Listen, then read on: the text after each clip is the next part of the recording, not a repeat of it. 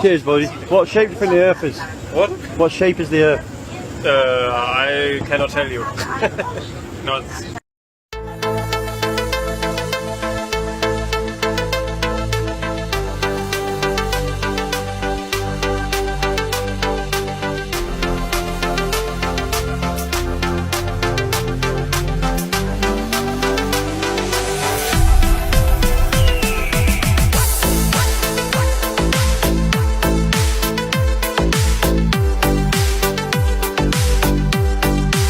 Once an airplane gets up to cruising speed, it's usually going at 560 miles per hour. So let's put all of this into perspective. Supposedly the Earth is spinning eastward, counterclockwise if you're in the northern hemisphere, at 1,000 miles per hour. So if you were to take an airplane from California to Hawaii, you would be technically going against the rotation of the Earth. So you should get there way faster. And if you were to take an airplane from Hawaii back to California, well, you would actually be going with the rotation of the Earth. But since it's spinning at 1,000 miles per hour eastward, and you're heading eastward, it would be going 400 miles per hour faster than you.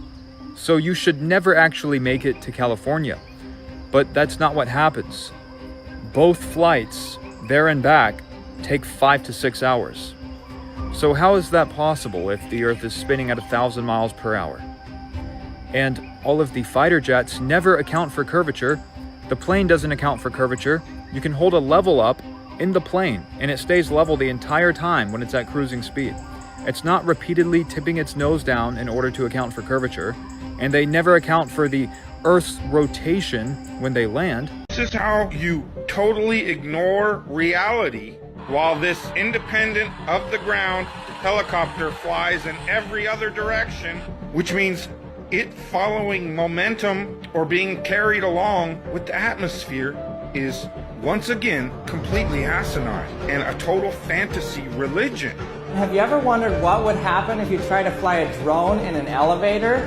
What we're going to do is see what happens when I go to the ground floor and the drone is just hovering in the middle of the elevator.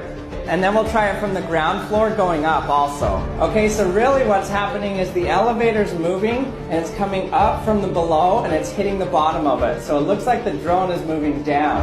And then when the elevator's moving down, and so it looks like the drone moves up, but actually the drone's the one staying in the same spot. Taking a break in my tracks, listening to Walk of Life, talking about devotion and dedication. So with that, we're leaving the first book of Bye Bye Globe on a bench. And this city is going to be filled with much more. And every city I come to, I will put them on benches, tied up, and with a little note to take a little break and enjoy the book. Be proactive, have dedication and devotion through your walk of life. This gentleman is claiming that he's trying to wake up the flat earthers. I would like you to explain to y'all the difference between somebody fighting for flat earth and somebody fighting for the globe. The people that fight for the globe are doing so literally for the only reason of wanting to be right. They don't care about anything other than just being right. The people that are fighting for flat earth, we're doing it for a legitimate reason. We're doing it because it's God's word, it's true to his word, and the deception and the satanic stuff going on in NASA is absolutely disgusting. When they say once you go flat, you never go back, there is not a single flat earther that is ever returning to the heliocentric model. Ever. Let me make that very clear. Never, ever going back. No amount of math calculations is ever going to pull us back into that deception that we sat there and learned for 12 years of our lives. It's really ignorant of y'all to sit there and act as though we have never heard of the globe. Like it's just something we don't know how it works. That is so rude, it's not even funny. What else is rude is the fact that you guys laugh, spit in our face without even knowing or understanding our model. We have way too much evidence. I'm talking miles and miles of evidence for NASA and all of their bullshit being a corrupt organization trying to steal our tax dollars to hide God's creation. The globe model is nothing but Satan's creation, his creation. It really upsets me, the people that I cared about so much so that I would have literally taken a bullet for these people, laughed in my face and wanted to sit there and side with the people that actually want them dead, that actually do not care an inkling of a shit about them. So again, let me make it very clear. The only reason that you are doing this is because you want to be right. And the reason that we fight for the flat earth is because it's not only truth, but you don't even realize what they're doing right in front of your face. How much money they are taking right out of you and your children's mouths. All for their fake space programs so they can sit there and like accidentally drown in their space pool. So many people out there sitting there claiming that they love God with all their heart, mind, and soul, and then turn right around and deflect every there's over 200 plus flat earth verses in the Bible, and you literally have to do mental gymnastics to try to get the globe in there. You have to say everything is a metaphor. I cannot wrap my brain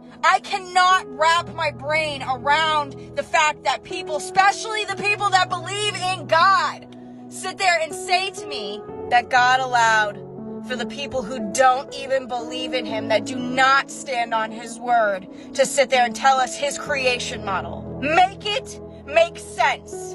Done rant. I want you all to pay close attention to this clip right here, because this is what you're going to get when they go to the moon. You're going to get this quality of image because it's all going to be CGI. And then when they need to do close-ups, they'll have astronauts who are on Earth being filmed, and then they're going to cut to these. So these are going to be the cut scenes. So they're already preparing for this, and they don't have enough data centers yet to run the AI. So that's why they keep building more, and that's why they just blew up the Blue Origin rocket to delay the next launch. So everything is just going to be to delay. They probably won't actually launch to go to the moon for 50 more years. I'm gonna just guess that's gonna be the timeline. They're gonna just keep pushing it back. More delays, more problems. This is already the second delay since Artemis 2 came back. So just buckle up, because this is all a theater act. It's closed Earth. You're not leaving. Earth is flat, people. Take a look at this photo. The image on top is absolutely ridiculous. I think I'm falling in love with the Chinese, because when I observed this spacewalk, the Chinese spacewalk, all I saw was a beautiful flat plane. Now, they probably forgot their fisheye lens back on Earth. But what's even weirder is, in the Red Bull space jump, they definitely did not forget their fisheye lens. Because when you actually watch this video and observe it, I slowed it down for you, so I need you to pay very close attention to what happens to the shape of the Earth in this video. It is literally changing shapes. It goes from convex Earth to flat Earth to globe Earth, over and over and over again. Now, I don't remember learning in the science books that the Earth is consistently changing shapes, and the amount of curvature that it has is changing while you're in free fall. That makes no sense at all. That makes no sense at all. If he was at 100,000 feet and the Earth is curved at 8 inches per mile squared, as he's jumping and falling, it would go from appearing more curved to less curved, right? Right? Because everyone in my videos is always talking about perspective, but you can't explain this one away with perspective. You're not even using that word right. Actually pay attention. The Earth is changing shape over and over because he is using a fisheye lens to hypothetically create artificial curvature. The Earth even appears convex as he is like pretty close to the surface of the Earth. He opens up the parachute and he lands. Use your mind. Y'all ever wonder how they figure out what caused a rocket to fail so quickly? Like, think about all of the rockets that have exploded on the launch pad or have gone up and exploded, and how quickly they tell us exactly what caused said problem. Think about a house fire. It takes months upon months upon months upon months just to prove what started that house fire. And this is a rocket blowing up into a bazillion pieces. And you're telling me that in a very, very short amount of time, they're going to tell us exactly what caused said explosion. The only way they could know that, supposedly, is if they were a part of, supposedly, the reason why it happened. This video is for those who still believe in space, which is a vacuum, a near perfect vacuum, which means there's no atmosphere out there, there's no matter out there. And yet we live in a realm, or in the firmament, where there's an atmosphere, where there's pressure. Why doesn't that pressure fill the void of space? It should. It defies the laws of thermodynamics, which means that you can't have an atmosphere or pressure without a container. You can't. If you turn the lid on your bottle and you open it, any pressure that's in that bottle is going to escape and fill the void. Why doesn't the atmosphere here on our planet fill the empty void of space, being that space is a near perfect vacuum? They tell you that you came from the Big Bang and that we are just a speck of life amongst trillions of other galaxies out there. They tell you we can see that we live on a ball just by looking or observing the horizon and seeing ships go over the horizon. Well, I'm looking at several ships right now with my clear eye. You can't see them until I zoom in, but that ship's out there, right? It looks like it's sitting right on top of the water. This building down here is the Navy base, the Mayport Navy base. It's 6 miles away from where I'm standing right now, and I can see it with my clear eye. This building here is the One Ocean. It's 2 miles away. It looks like it's sitting right on top of the land, just like this building over here, right? There should be 24 foot of that building missing because of the Earth's curvature, but there's not. So again, besides the obvious of how nothing can survive the speeds of which they say that we are traveling right now through this vacuum, they tell you that that Earth is a sphere on axis of 22 degrees and that it's rotating at the equator at 1,000 miles per hour while it orbits the sun at over 66,600 miles per hour, and then being dragged by the sun at over 500,000 miles per hour while the universe expands at over 2.3 billion miles per hour. Those speeds, there's nothing that could survive. Nothing could survive that. How are we in this realm and we don't feel any of that? Nothing. Why isn't the atmosphere filling the empty void of space? You look at this line. North and south, you can see a lot farther than east and west, right? All it takes is a simple camera with a high-powered lens to see and observe these ships go way beyond the horizon. You can pull these ships in way farther than 3 miles. So for example, I can look at a ship that's 10 miles out. It should be 66 feet below the curvature, but it's not. There are people doing these studies every single day all over the globe. You can go to the Salt Flats. You can go to Kansas. Kansas, on record, is as flat as a pancake. It's over 400 miles wide. There should be over 100,000 feet of curvature, but there's not. Go on Google and look it up. It's as flat as a pancake. We are not rotating, we're not spinning, we're not moving, we're not on a tilt. We are living in the firmament, and it's fixed, stationary, and immovable.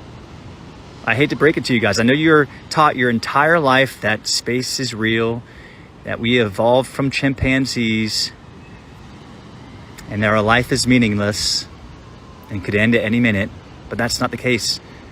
We are divine, we are created. I'm not religious, but the facts of creation are all around you. All around you. Look at your senses, the ability to see in color. You didn't have to have that to be created. The ability to taste all these beautiful fruits and vegetables. You didn't have to have that taste. You didn't have to have the touch, the feel, the smell. You didn't have to have any of those senses, but they're gifts from our Creator. Just like this beautiful realm, just like nature all around you. And right now, nature is under attack. It is indisputable that a fire needs oxygen in order to combust. Like if you cut off its source of oxygen, the fire goes out. So with all of this being said, let's pay attention to what happens when we launch a rocket into outer space. You see the rockets fly up into the air, and then they start curving and following an arched trajectory, avoiding the firmament. But let's just say that there is no firmament, and we live on a potato, and the rockets actually get to outer space. Well, as soon as the rocket reaches the void of outer space, suddenly everything is CGI. It's an animation that some guy with a neckbeard just made in his basement, and then he called this reality. So why is it that we launch rockets into space and we can record them traveling at 25,000 miles per hour, leaving the atmosphere, but once they get into space, everything we see in outer space is an animation? The globe, the sun, all of the stars, all of the planets, satellites, everything we see is an animation. Well, this is why. This is rocket fuel being ignited in the atmosphere of Earth. See how it actually combusts? Because it has an oxidizer, it has oxygen so that the fire can actually combust, because combustion is a chemical reaction. See what happens here? That was in a void. You cannot combust rocket fuel in a void. It needs an oxidizer. But I made this video entirely for entertainment purposes only, and this is very obvious that we actually went to the moon in this little tinfoil thing right here. So, I love you all. If scientists told you the Earth's core is molten lava, and geologists spent entire careers mapping its exact temperature and movement, and school textbooks across every country show the same color-coded diagram of it, with confident numbers printed right beside it, then why is there still no clear explanation for where the oxygen needed to sustain all that heat actually comes from? Fire needs three things: heat, fuel, and oxygen. Remove any one of those three, and the flame dies immediately. A 10-year-old can prove it with a glass placed over a candle. So the moment you apply that exact same rule, the rule they actually taught you, to the Earth's core, something quietly stops making sense. Don't scroll, because the further into this we go, the harder the official version becomes to just accept without question. Here is what makes that more uncomfortable. The geophysicists who built these models openly state in academic papers that assumptions are embedded in the calculations. Gaps in the data exist. The model is still being refined. That information is documented, just never in your school curriculum. So you received the polished, simplified, confident version of something still actively debated at the top levels of Earth science. And the basic fire triangle question, the one any curious child should have asked on day one, never got a clean, straight answer, because the model does not have one ready. If this just cracked open a question that school never gave you, follow that feeling. Drop it in the comments. Tell me the one thing that hit hardest. And if you want more videos that go exactly where the textbooks quietly stop, follow this page right now. The next one is already up, and it goes somewhere even further. Yeah. It's dedicated to the truth seekers, the ones living below the firmament, knowing the deal. It's all good, baby. Check. Yeah. It was all a dream. I used to read NASA tales, Apollo and Artemis, Hollywood veils. Posters on my wall every Saturday night, watching them stage the moon landing in plain sight. I let my tape rock till my tape pop, smoking herb in the basement, watching CGI flop. Way back when I had the red and black lumberjack, singing through the fraud like a laundry rack. Biggie, Biggie, Biggie, Biggie, can't you see? It's Artemis mission trickery. They cast in a spell from a hollow throne. All the masses just follow the tone. Yeah, NASA's a cartel, Artemis is the heist, selling CGI dreams at $1 trillion price. No boots on the soil, just swagers in the room. Another Hollywood reboot, a high budget tune. They're guarding the dome while they pickpocket the core. NASA's just a beater and we're kicking down the door. Nixon had a landline straight to the moon, but Artemis buffering, man, it's all a cartoon. The cool mocking openly, farcical and free, sex magic and parsons seeking out the glee. Luciferian doctrine spells casting a hex. Mach 39 entry, check the numbers next. 6 million on the pad, witch doctor math. I see through the Benson inflatable path. Check the wires, wake up. Check the flicker. Wake up. The screen is a cage and the tension is thicker. The tether to the rafters, puppets on a string. Zero G theater of a Hollywood wing. The horizon is flat, the water is level. It's a vault, it's a dome, and we're fighting that devil. Wake up, wake up, hey, wake up. NASA's a cartel, Artemis is the heist. Selling CGI dreams at $1 trillion price. No boots on the soil, just fires in the room. Another Hollywood reboot, a high budget tune. They're guarding the dome while they pickpocket the car. NASA's just a theater and we're kicking down the door. Yeah, check the trajectory, what's with the imagery? Every rocket launch looking like male anatomy. Giant wieners in the sky, reaching for the blue. Austin Powers told us back in '97, it's true. Blue, orange, and virgin, they all look the same. Just a bunch of rich boys play a tip with the frame. Curvy flight paths talking like a, oh, you know. they ain't going straight up, they just putting on a show. NASA's a cartel, Artemis is the heist. Selling CGI dream, got $1 trillion price. New boots on the soil, just wires in the room. Another Hollywood reboot, a high budget tune. They're guarding the dome while they pickpocket the car. NASA's just a theater and we're kicking down the door. Yeah, NASA MAFIA. We see you, liars and deceivers. Central casting actors and shills. Stan Kubrick on the track, directing the hits. Here go, we out.